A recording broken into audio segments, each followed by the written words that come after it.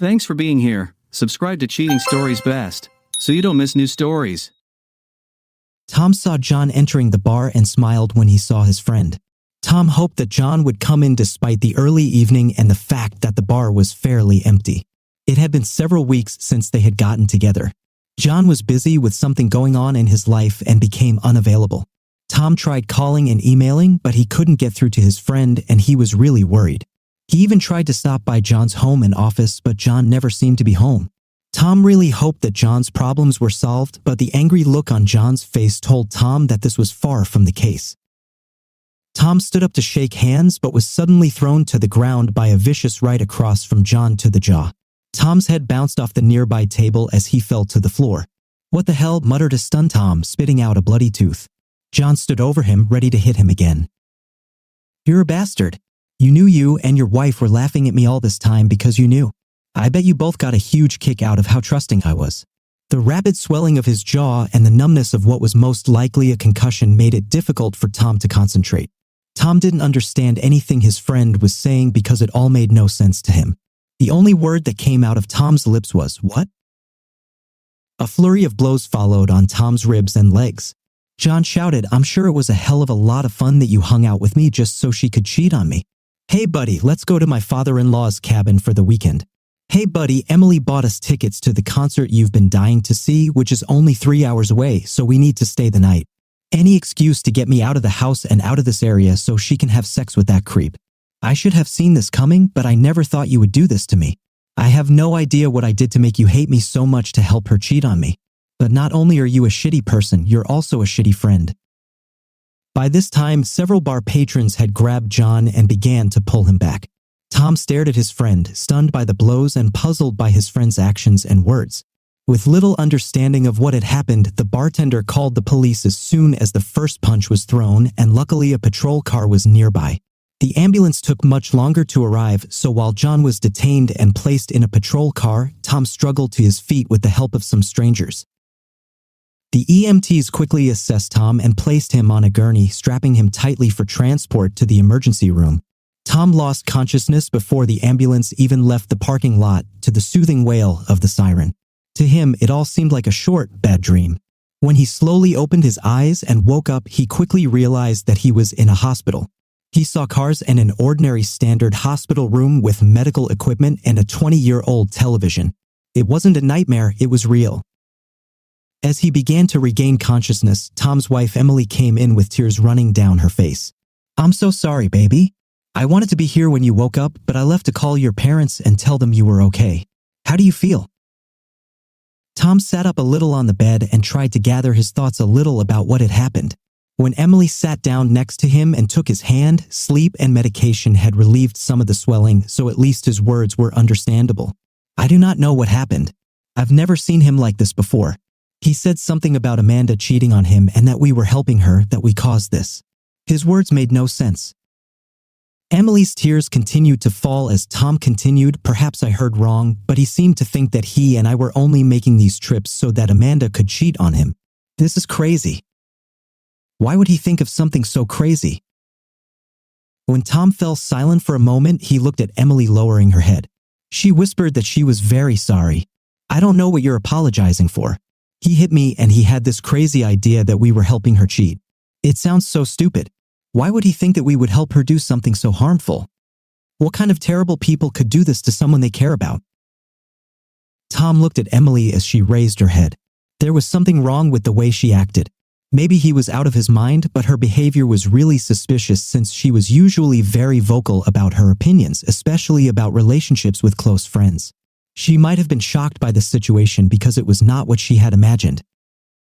Just as he was about to ask her what was going on, the doctor came in and said that the jaw was not broken or dislocated, only bruised. If Tom didn't have a headache, he would be allowed to leave with Emily tonight. Tom's head hurt, but something was clearly wrong with Emily, so he obediently lied to the doctor that he felt fine so he could leave. Time passed. The nurses worked conscientiously with the documents, so Tom did not have the opportunity to ask Emily what was happening. But one could hope that at home she would tell everything. They were both silent on the drive home. As Emily drove, they didn't even turn on the music, they were just silent the whole way. Tom needed answers, but by the time he got home, he was exhausted and just wanted to sleep. A quick change of clothes and Tom was exhausted and fell asleep. Emily curled up next to him, hugging him tightly with all her might. After his shower, Tom walked down the stairs and joined Emily in the kitchen. He was still in pain, but at least his head was clearer. Emily was already sitting at the table, drinking her coffee. But when Tom joined her, he saw that she was deep in thought. Emily finally realized that Tom was in the room. She asked, "How are you feeling now?" "Okay, but I have a little headache and everything hurts. A day of rest and I'll be fine. I still can't figure out what made John go so crazy." After taking a sip, Tom continued, "Did Amanda tell you anything? Have you talked to her since yesterday to find out what happened to him?" "I actually talked to her a little yesterday and she was just as shocked as I was that he could do something like that to you." Tom looked at his wife as she spoke. It seemed like a measured and careful response, but there was something more. She seemed sad, which was inappropriate because it was the complete opposite of her usually bright personality. She was reserved. He thought that perhaps she was simply shaken by the attack and that it had affected her more than he had initially thought. He reached out and took her hands in his. "It's okay, honey. I'm fine. I came to my senses." His shirt soon became wet from the flow of her tears. They hugged with the words, "I love you," holding each other tightly. They both called into work and spent the entire day at home. Tom didn't know what it was, but something besides physical pain was bothering him. Nothing about it all seemed to make any sense. John's attack out of the blue, accusing him and Emily of helping Amanda cheat, Emily suddenly becoming timid and reserved, her veiled answers to basic questions. He wanted to press her again about her phone conversation with Amanda, but Emily was on the verge of tears and he thought that now was not the best time for a showdown. Even though they both stayed home, they seemed to keep their distance. Tom sat in the backyard, watched the wind move the trees and grass, and thought he needed to understand why John attacked him. They had been friends for a long time, and Tom had never seen John lose his temper without a good reason. Tom thought about his wife's words and couldn't remember her ever saying that John's wife had not cheated on him and had only told Emily that they were sorry for attacking Tom. We need to find out John's side of the story, and the best way to find out is from John himself. Although there was a risk that John might attack him again, it seemed like the most direct way to establish a basic understanding of what had happened. Tom will then sit down with Emily to talk about their roles in what happened and what made John think Emily and Tom were betraying him.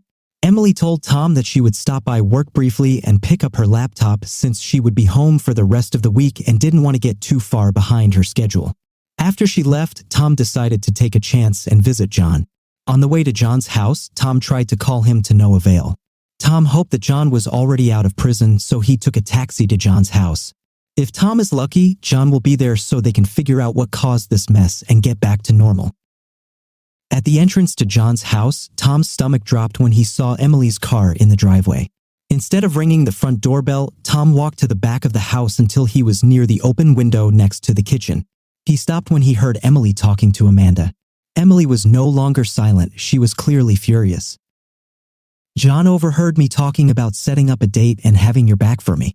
He heard a conversation that was clearly not intended for him, so how does that explain why he attacked Tom?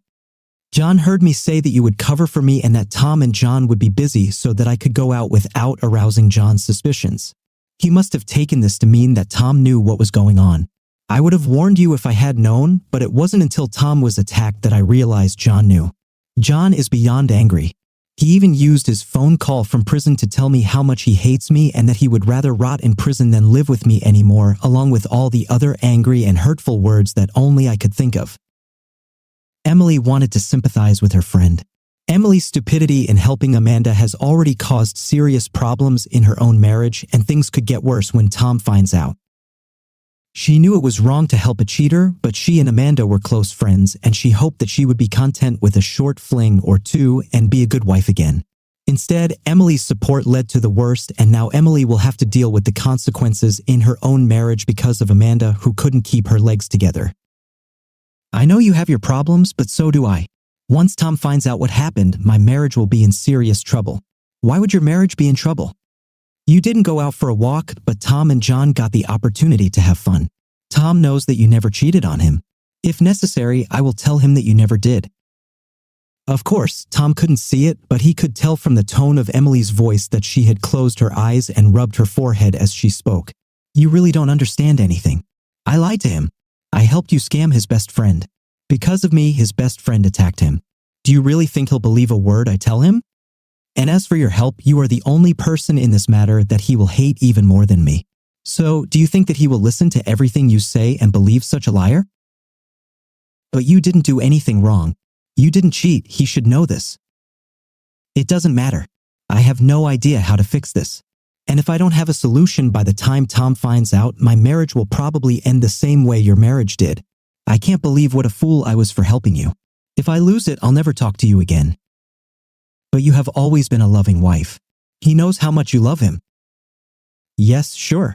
I'm such a loving wife that my support of my girlfriend resulted in my husband getting his ass kicked by his best friend. You really don't understand this. What a fool you are. Do you think you will trust me now? At best, it will be years before he trusts me again. Tom heard enough and calmly returned to the street.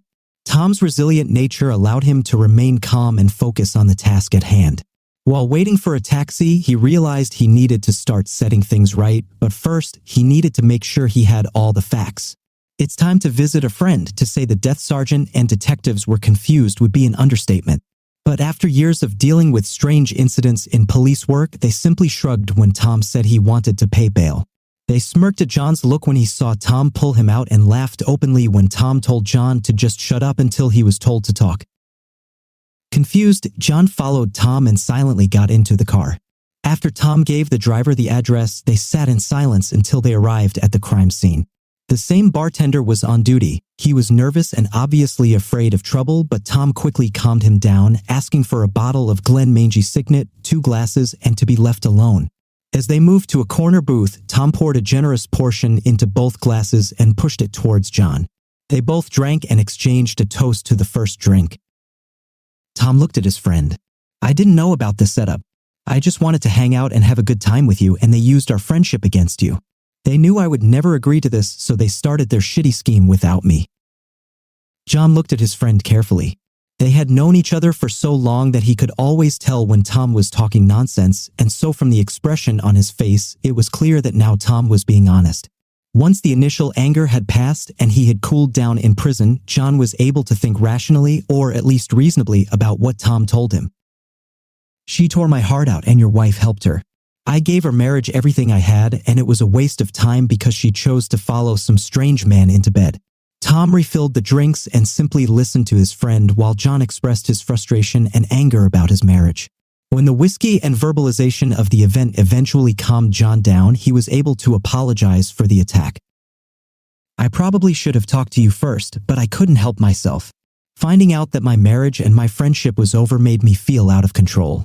As much as it killed me that she cheated on me, the thought of you stabbing me in the back was even worse. Cheating was bad enough, but the thought of you laughing at me hurt even more.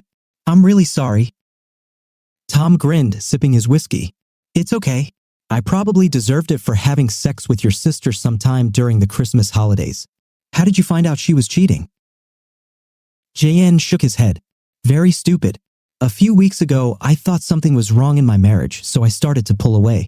I eventually came to the conclusion that she must be cheating, so I prepared to hire a private investigator. But while I was at work, my phone started showing video and audio from the camera on the front porch. Her motion sensor went off while Amanda was picking up an Amazon package while talking on the phone and making an appointment to have sex with someone. She said that you and Emily could help her. Just like before, it didn't sound like you didn't know what was going on. It sounded like you were actively participating in the deception. Tom stared at him, not believing his eyes. 2 marriages died because your wife couldn't close her legs and forgot about the camera, so Emily cheated too? I hadn't thought about it, but it makes sense that she would do the same thing. She covered for my wife. Actually, I'm almost convinced that Emily didn't cheat. I heard them talking before they picked you up, and that convinced me that she wasn't out for a walk. So if she didn't cheat, why do you want a divorce? Maybe it would be easier to forgive her if she slept with someone else. What happened is even worse for me. The problem is not betrayal but trust. Not only has she repeatedly lied to me about her actions and your wife, but she has used our friendship to cover it up in the most evil way possible and make me an active participant in the deception. How can I stay married to her if I can't trust her anymore and my best friend hates her? Trust can be restored. I don't trust my wife at all, but Emily loves you. Are you sure this is the end? I think so. Trust, cemented by time, is not stronger, it is weaker. People may forgive, but they never forget. I'm not going to spend the rest of my life hoping that in years to come, this will be just a faded memory. She knew what she was doing, and there was nothing she could say to solve the problem. It's time for me to leave and start over. John envied his friend. Despite all this, you will have an amicable divorce, and you will both remain on good terms. I'll be trying to find a Mexican brothel so I can find Amanda the right job for her skill set and pay less child support. I am in awe of your ability to simply see life as it is, determine your path, and just live your life. Tom laughed. It felt like his world was ending, but he knew that in the long run, he would be okay. He went home and talked to Emily, but since she already knew what was going to happen, it would likely be relatively smooth sailing. She cried and begged for counseling, but she understood that he would not be able to come to terms with her behavior. It was out of character, and she knew it. It's time for him to take a new direction and look at his life with fresh eyes because the chapter in his marriage to Emily is over. Thank you for listening to this story. Now here is another exciting story for you to read. It was supposed to be a simple Sunday dinner out. Jackie was on an early morning flight and would miss my 33rd birthday on Wednesday. She hired a nanny, a teenager named Sarah who lived a few doors down. It was Jackie who found a small bistro near the college campus for my birthday dinner. We had just been served our post-dinner drinks when a small group of ladies followed a man into the bistro. He was wearing a black leather ascot ivy driving cap and had a skinny salt and pepper mid-back ponytail and a matching beard. Under his left arm, he had a box of books. One of the ladies in the group gave me a small wave. "Who is this?" I asked. "It's Amanda. She was one of my bridesmaids. I wonder what she's doing here." "I can't believe you don't remember her, darling. I only look at you," I grinned at Jackie. "What nonsense. I'm going to see what's going on." So I sat there sipping my drink while Jackie cooled down. 5 minutes passed, then 5 more before I headed towards where they had gathered. Jackie didn't notice my presence. The registration sheet said that this was Pierre Lero, the author of romance novels, as it turns out, one of Jackie's favorites. She signed up for the fan email list. I didn't, but I noticed that Jackie was using a different email address new to me. Anyway, this seemed strange to me. This dude turned on his charm. All the ladies were graceful flowers or beautiful petals. It was enough to make me throw up. Jackie became my gray-eyed butterfly. My eyes couldn't roll back any harder since I was not interested and we needed to return home with the nanny. I silently approached Jackie, pulling her forearm. "It's time to go. We promised Sarah that we would be home by 8. You go, I enjoy communication. We came as a couple, we leave as a couple." With a backhand movement of the hand as if letting go of a servant, she said, "Just go away. I'll catch a ride and go home. You know I'm a self-sufficient grown-up girl." I gave Sarah a $10 tip. There will be hell to pay for this. As I made my way to the exit, I turned around and saw that the crowd was imitating Jackie's movement, waving and giggling. Jackie was the center of attention. Well, if Jackie is a self-sufficient woman, then I can handle children for a week. We promised them a trip to Orlando, and now it's time to make that dream a reality. As soon as the fire in my eyes was extinguished, I pulled over and made 3 orders for Orlando. The children and I were going on vacation. Calling ahead, I asked Sarah to make sure the kids packed their rolling suitcases with enough clothes for the week. Stopping at the ATM, I withdrew my daily limit. After making sure Sarah had made it home safely a half-dozen doors down the street, I loaded our suitcases into our SUV. Having secured both children, I walked around the house one last time. On the main level, we have 3 doors leading out of the house. Upstairs, we have a terrace outside of our upstairs master bedroom. After latching the 3 doors shut, I turned off all the lights and made my way through the darkness into our master bedroom. I locked the bedroom door to the patio behind me. As I slid down the support beam, I ended up breaking the trellis that was supporting the claw's vines. It was impossible to enter the house except by breaking a window or door. Jackie should understand this, but maybe I'm wrong. The children surrounded me, trying to understand where we were going and why Mom wasn't with us. I confiscated the kids' phones. Once in the landing zone, I turned off the GPS functions on mine and my children's gadgets and then immediately turned them off. We landed around midnight but settled into our room until 2 a.m. They were both on edge, but the hot chocolate made them snore quickly. We hosted several independent entertainment events in Kimmy.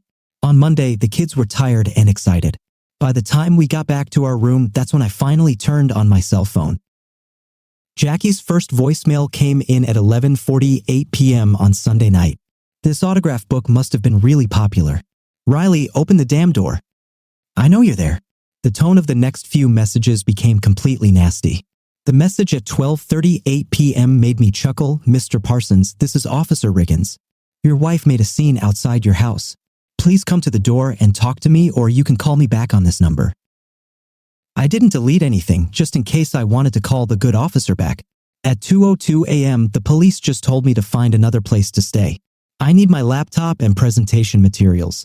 Open the door now, or I swear I will charge everything from you in the divorce. Wow, if she doesn't calm down, she'll have a stroke.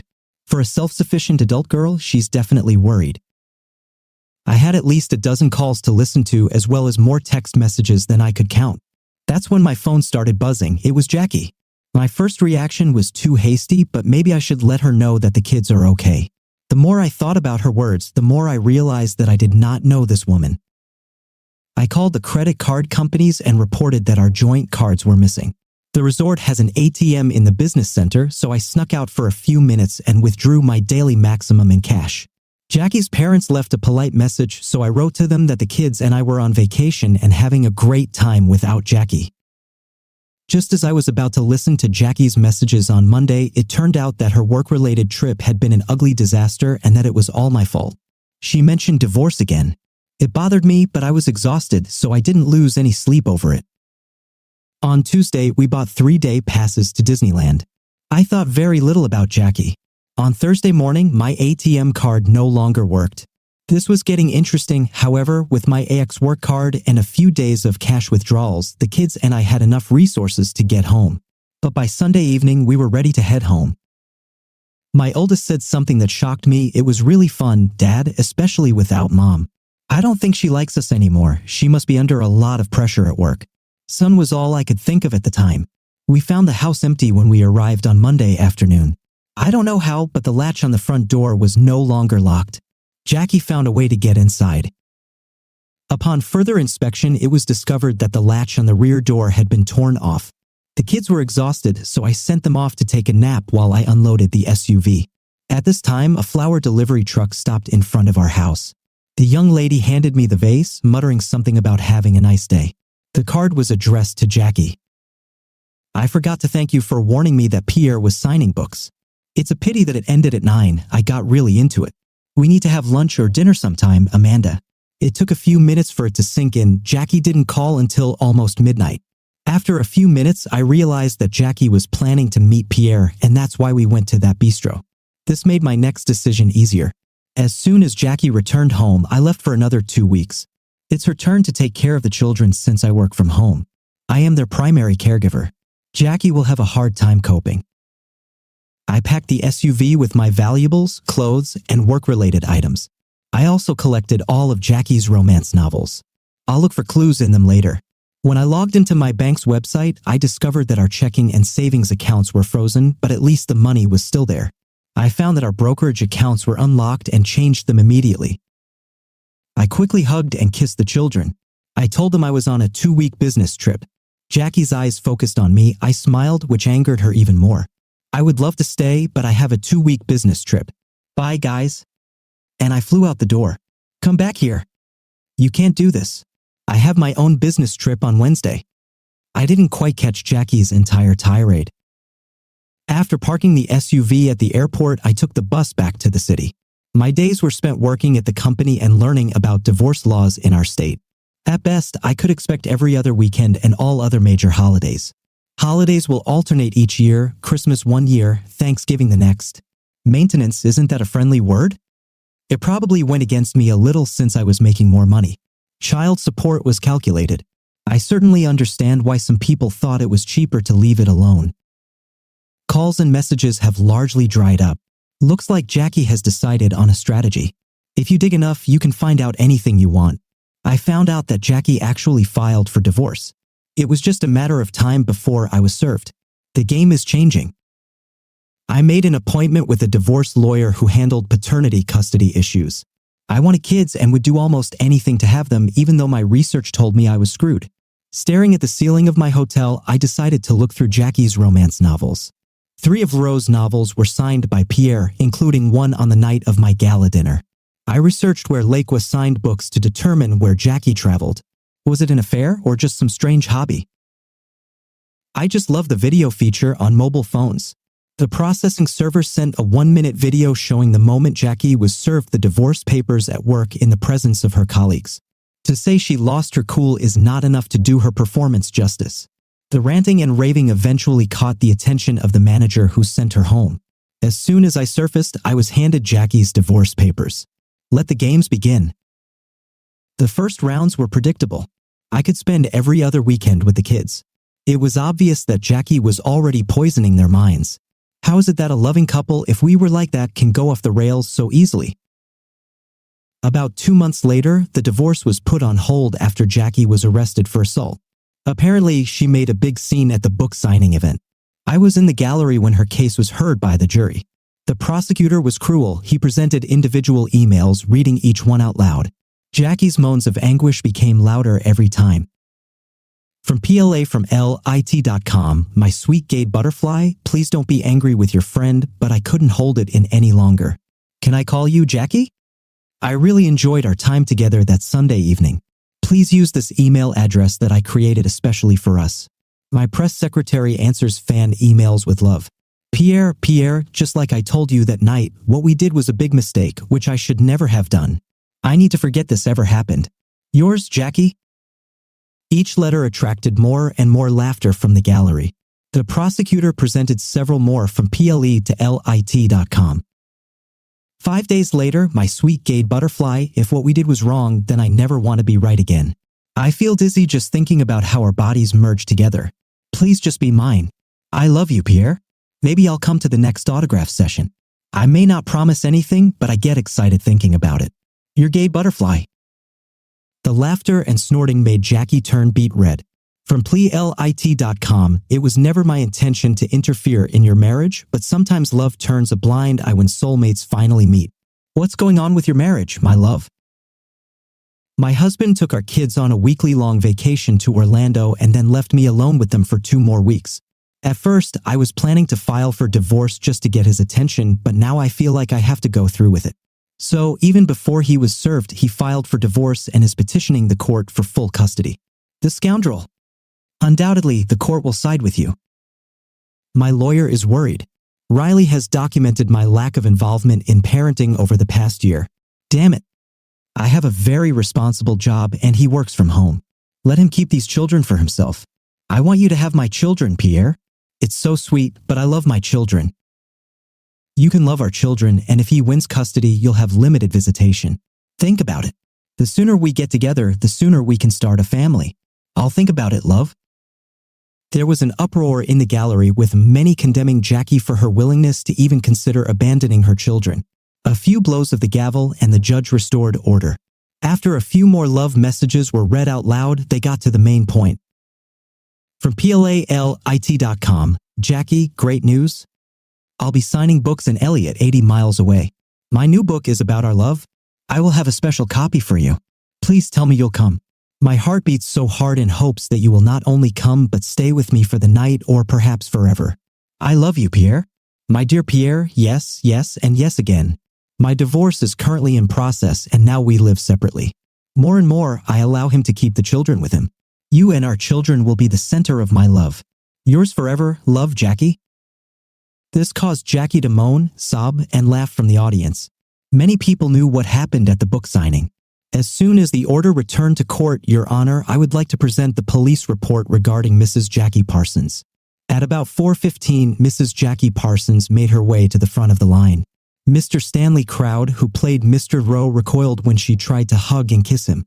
Mrs. Parsons wouldn't take no for an answer. She became aggressive. Security was called to escort Mrs. Parsons. She shouted that she and Pierre were soulmates and would soon get married. At this point, Mrs. Crowd introduced herself and warned her in no uncertain terms to stay away from her husband. Mrs. Parsons broke away from the guard and attacked Mr. and Mrs. Crowd. She was arrested for these attacks. One more point, Your Honor. Police were able to determine that the PLC.com email account was created using Mrs. Parsons's home Wi-Fi. The prosecution would like to call Mr. Stanley Crowd to the stand. After formalities, do you use the plc.com email address at lit.com? No, sir, I've never heard of it. Did you sign books at Eliot? Yes, sir, it was my turn to be Pierre. Being Pierre, do you mean you acted as if you were Pierre Lacroix? Right, there is no Pierre Leroux. The four of us take turns pretending to be Pierre. The book signing schedule is too busy for one person. If Pierre is not there, then who writes the books? Constantly changing composition of piece workers, mostly college students making some money. Have you ever met Jackie Parsons? Not until she attacked me. Were you the Pierre who signed books in University Park? No, it was Jack Quigley. There are no further questions, Your Honor. The sound of Jackie's sobs echoed throughout the courtroom. From that point on, the case against Jackie Parsons moved forward quickly. She was found guilty. At sentencing, she was ordered to perform 200 hours of community service and 2 years of probation. For Jackie, the worst part was how it affected her custody battle. She insisted that I was the one sending the emails without any evidence. This portrayed Jackie as unstable and demented. The divorce court agreed. Now, Jackie is scheduled to attend 2 weekends a month and alternate holidays. She is the one who pays child support. Looks like someone broke her spirit. Being a truly kind-hearted person, every time a new romance novel by Pierre Lacroix comes out, I ask someone to sign it to my gay butterfly, love Pierre, then send it to Jackie in her office. God, how this woman can use foul language.